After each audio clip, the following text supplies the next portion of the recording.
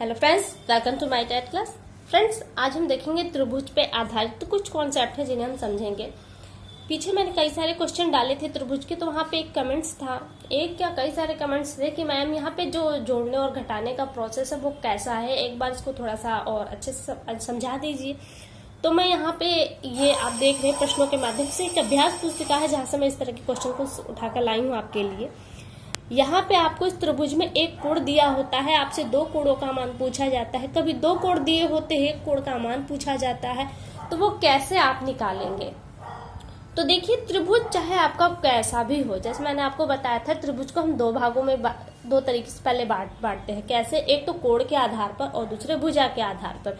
अब इसके अंतर्गत देखें तो इसके भी तीन तीन भाग आपको मिल जाते हैं, जैसे कि पिछली वीडियो में आपको बता चुकी हूँ, डिस्क्रिप्शन में उसका लिंक भी मिल जाएगा, आप उसे भी जरूर देखिएगा, क्योंकि त्रिभुज को समझने के लिए वो चीजें जानना बेहद जरूरी है।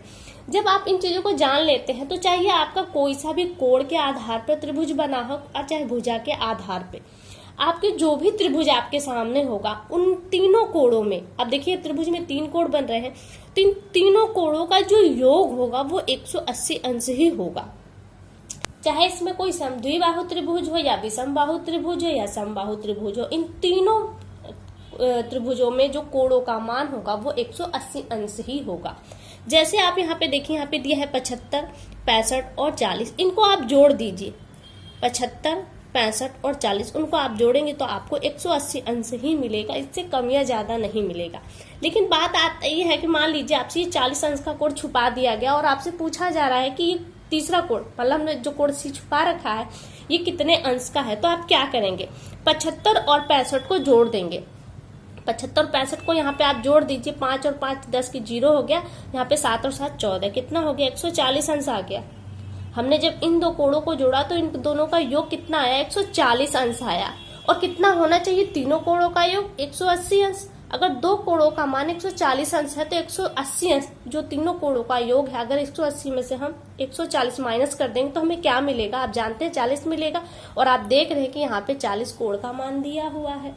वही प्रोसेस है, मान लीजिए आपसे 75 का छुपा लिया जाता है या फिर न दिया गया हो, आपसे कहा जाए कि एक कोण 65 अंश का है और एक 40 अंश का है, तो तीसरा कोण कितने अंश का होगा? तो आप क्या करेंगे? 65 और 40 को जोड़ देंगे, कितना आएगा? 105। 180 में से माइनस कर देंगे तो आपको मिल जाएगा 75।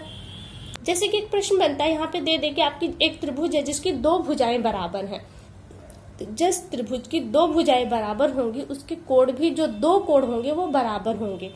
और ऐसे में मान लीजिए हमने एक ये ले लिया, सिर्फ समझने के लिए आप समझिएगा कि इसमें मान लीजिए ये कह रहा है कि ये भुजा और ये भुजा बराबर है, ये भुजा और ये भुजा क्या है? बराबर है। तो इसमें दो कोण ऐसे होंगे जो बराबर होंगे। इस भुजा के सामने कौन सा कोण है? ये वाला कोण है। और इस भुजा के सामने अगर हम देखें तो कौन सा कोण आएगा? ये वाला कोण आएगा। ये दोनों कोण क्या होंगे? बराबर होंगे। और ऐसे में आपसे ये कह दे कि ये कोण 70 अंश का है, तो जाहिर सी बात है ये कोण भी 70 अंश का ही होगा, ये कम या ज्यादा नहीं होगा। यानी कि समद्विबाहु त्रिभुज होता है तो इसमें दो भुजाएं बराबर होंगी तो उसके दो कोण भी बराबर होंगे, और ऐसे में आपसे एक कोण देकर दोनों कोणों का मान पूछ सकता है। तो आप क्या करेंगे? जो बराबर होंगी, एक कोण बराबर है तो उसके सामने की जो कोण होगा, अब इसके सामने का कोण भी बराबर ही होगा, और ऐसे में आप दोनों कोणों का योग करके 180 में से माइनस कर देंगे तो आपको तीसरे कोण का मान निकल जाएगा। बस यही प्रक्रिया है, जोड़ना है केवल और घटाना है। ये प्रक्रिया अपना के आप इस तरह के जो त्रिभुज संबंधी कोण निकालने हैं वो आप इजीली निकाल लेंगे।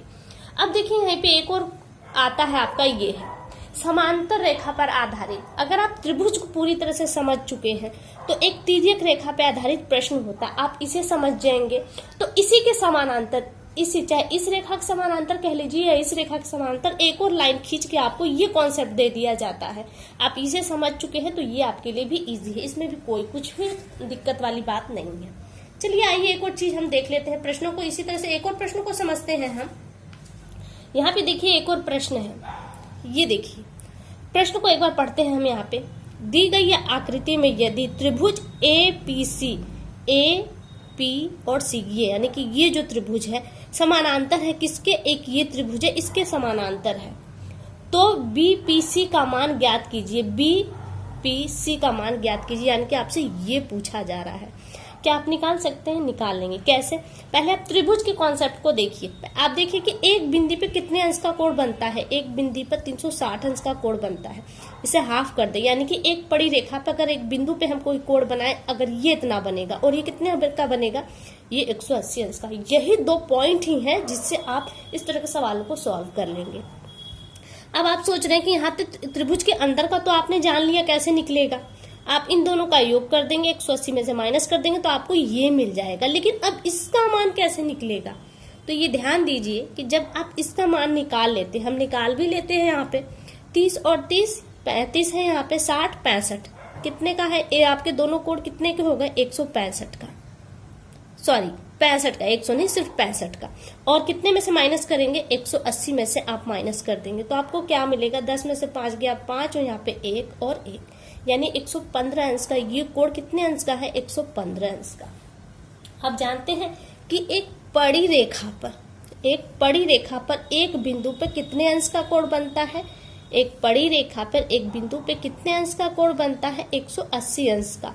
तो यहाँ पर भी टोटल कितने अंश का कोण बनेगा? 180 अंश का। अगर 115 अंश हमें यहाँ मिल चुका है तो 180 में से हम 115 माइनस कर देंगे तो हमें ये कोण मिल जाएगा। तो अब वही चीज प्रक्रिया तो हमने यहाँ की है, समझ लीजिए, या फिर अलग से इसको घटा बढ़ा लीजिए तो हमें फिर ये कितने अंश का मिलेगा? ये 65 अंश का मिलेगा। अगर ये 65 अंश का है और समानांतर त्रिभुज होने के नाते ये कोण 65 का है तो ये कोण भी कितने का होगा? 65 अंश का ही होगा। और तो 65 और 65 ऐड कर दीजिए, कितने हो जाएंगे? 120 और 130 अंश, यानी कि ऑप्शन डी आपका यहाँ पे सही होगा। बस इतनी प्रक्रिया ही आपको आजमानी है और समझना है। चलिए एक और प्रश्न लगाते हैं हम। थोड़ी सी दिक्कत हो रही इस प्रश्न को दिखाने में। देखिए आकृति में ए बी समानांतर है सी डी। ए बी ये रेखा है और सी डी ये रेखा है। इसमें ए बी ओ 60 अंश है, ए ओ बी 20 अंश है, ओ डी सी, ओ आपका कहाँ है? ओ डी सी आपको बताना है कि यानी कि ये वाला आपको कोण बताना है। देखिए त्रिभुज यहाँ पर भी एक त्रिभुज आपको साफ साफ यहाँ पे दिखाई दे रहा है, एक त्रिभुज यहाँ पे, और इसमें ये जो रेखाएं हैं ये समानांतर रेखाएं हैं। और समानांतर रेखा पे जब कोई तिर्यक रेखा काटती है संगत समानांतर कोण के आधार पे आप कई सारे कोणों को निकाल लेंगे। खैर वहां से छोड़ दीजिए, एक बार यहाँ पे आ जाइए। इस तरह की जो आकृति बन रही है यहाँ से आप देख रहे हैं समान आकृति है। अगर एक पल के लिए ध्यान दीजिए, अगर यहाँ पे इसे पिनअप कर दे, इस तरह से इसको हम पिनअप कर दे और यहाँ से इस आकृति को घुमाने लायक होकर हम घुमा दे तो ये जो आकृति है पूरी तरह से इस पे सेट बैठ जाएगी। आप समझ सकते हैं ये रेखा बराबर ये रेखा होगी, क्योंकि इस कंडीशन में जो रेखाएं होती हैं ये बराबर होती हैं और ये रेखा बराबर ये होगा। यानी कि इसको जब हम डायरेक्ट इसको ऐसे ले जाके इस पे ऐसे बिठाएंगे तो एकदम परफेक्ट बैठ जाएगी। तो ये कोण बराबर ये कोण मिल जाएगा, यानी ये भी आपको 20 अंश का मिल जाएगा। और ये कोण कहाँ पर जाएगा? यहाँ पे जाएगा। और ये कितने अंश का है? 60 अंश का है। आपने यहाँ से इसको समझ लिया। अब ये कोण पूछा है आपसे, यहाँ तो दिया नहीं है, तो आप क्या करेंगे? एक त्रिभुज के पैटर्न को अपनाएंगे। 60 और 20 कितने होते हैं? 80 होते हैं। और तीनों कोणों का योग कितना होता है? 180। 180 में से 80 माइनस कर दिए, बचा क्या? 100, यानी कि डी कितने अंश का कोण है? 100 अंश का कोण है। यहाँ से ऑप्शन कौन सा सही होगा? ऑप्शन ए आपका यहाँ पे सही होगा। तो फ्रेंड्स जोड़ने और घटाने का जो पैटर्न है आपको बस इसी तरह से इस्तेमाल करना है और आप त्रिभुज से संबंधित या फिर तिर्यक रेखाओं पर आधारित जो प्रश्न हो या यहाँ पे जो आप जो प्रश्न देख रहे हैं इस तरह के प्रश्नों को सॉल्व करने में आपको काफी हेल्प मिलेगी। तो फिलहाल के लिए केवल इतना। अगली वीडियो में आपसे फिर मुलाकात होगी, तब तक के लिए नमस्कार।